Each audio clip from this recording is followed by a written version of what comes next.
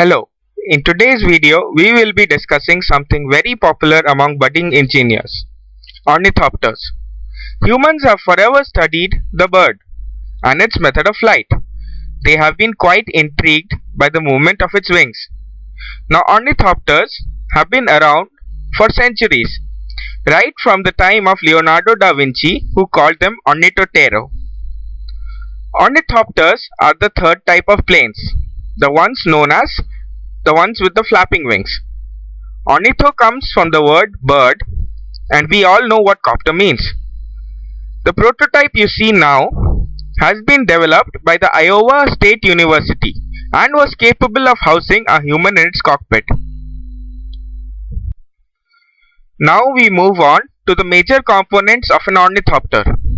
These are the body of the ornithopter, its wings, and its tail. The rest is common sense. The body has to be lightweight, the wings large enough to hold the body's weight, and the tail which is able to balance the rest of the ornithopter. And now we move on to the working of an ornithopter.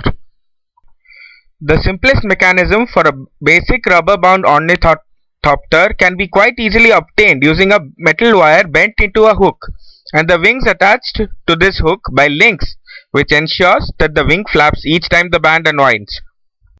There might, however, be a time difference between the flaps of the wings. Here is a small example of how the CAD model of your ornithopter looks like.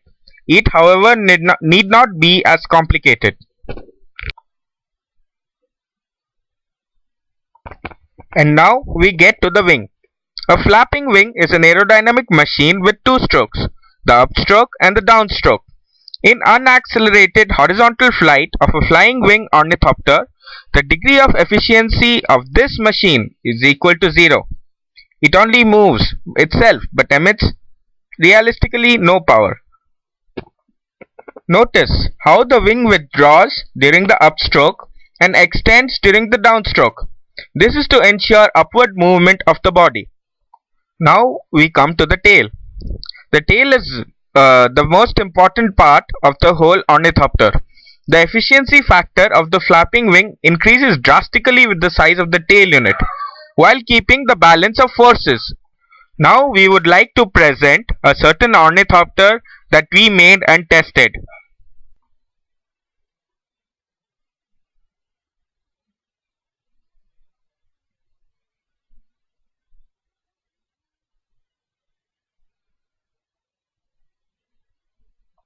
We would like to thank you for your time and your patience, and we hope you learned something.